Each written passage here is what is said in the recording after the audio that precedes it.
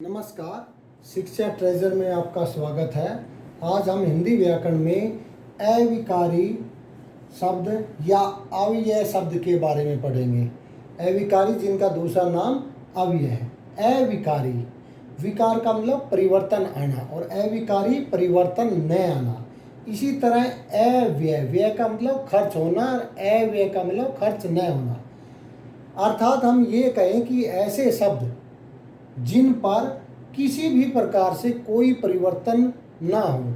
अब किसी भी प्रकार से का मतलब क्या हो गया? लिंग के आधार पर, वचन के आधार पर या क्रिया के आधार पर जिनमें कोई भी परिवर्तन नहीं होता है, वे शब्द अविकारी कहलाते हैं।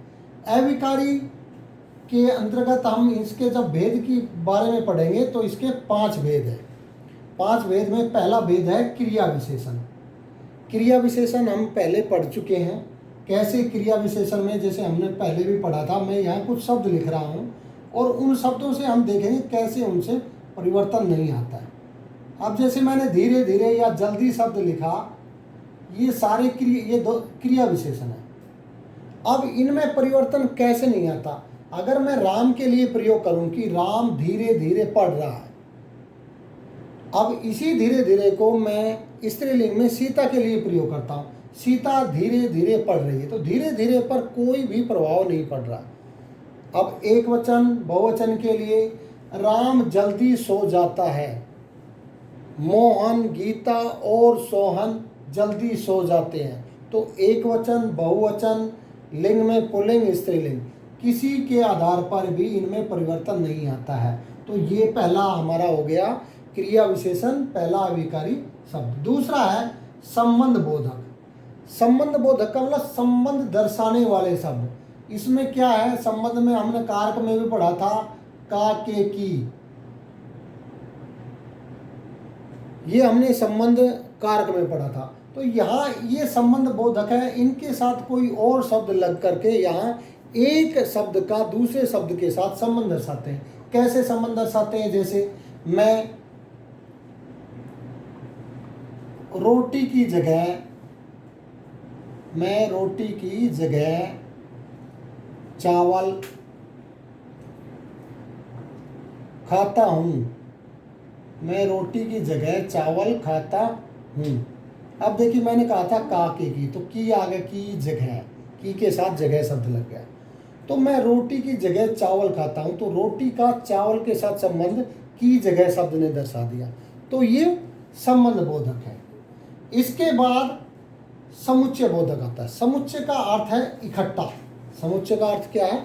इकट्ठा। यानी जब 2 या 2 से अधिक वाक्यों को, कुछ ऐसे शब्द होते हैं जो उनके बीच में लग करके उन दोनों को जोड़ देते हैं। कैसे? जैसे हम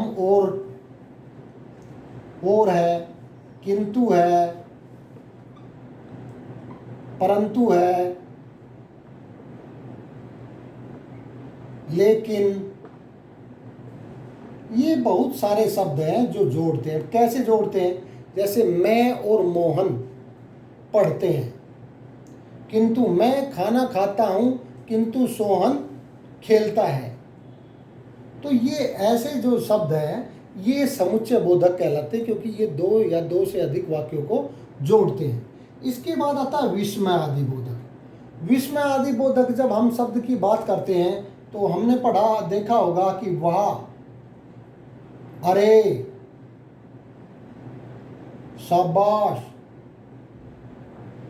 ये शब्द है, ये विस्मय आदि बोधक है। अब विस्मय का मतलब आश्चर्य, यानी हमें कोई किसी चीज़ को हम देखते हैं, चाहे वो खुशी से संबंधित हो या दुख से संबंधित हो, तो हमें एकदम हैरानी होती है। तो ऐसे शब्द जो है वो विस्मय आदि बोधक कहलाते हैं। जैसे वाह, कितना सुंदर काम है, शाबाश, तुमने बहुत अच्छा काम किया।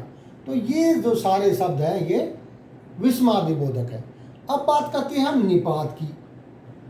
निपात शब्द वो शब्द है जो किसी वाक्य में लग जाता है और उस वाक्य के अर्थ पर थोड़ा सा उसको अधिक गहनता के साथ स्पष्ट करते हैं। अगर इन शब्दों का हम प्रयोग भी ना करें तो भी उस वाक्य का अर्थ वही निकलता है, लेकिन ये उस काम में थोड़ा सा ज़्यादा सा जब जोर दिखाया जाता है तो ऐसे को दर्शाने के लिए हम निपात का प्रयोग करते हैं। निपात जैसे ही, भी, तक। अब कैसे, जैसे मैं दिल्ली जाता हूँ, मैं दिल्ली भी जाता हूँ, या मैं दिल्ली तो जाता हूँ। तो ये जो शब्द हैं ये सारे जो है निपात कहलाते हैं।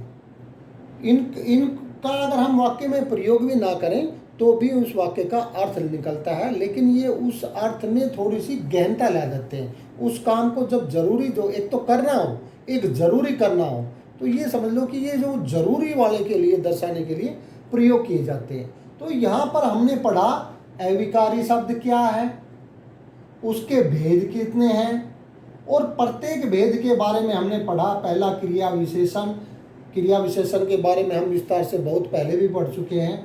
दूसरा संबंध बोधक, तो संबंध दर्शाने वाले।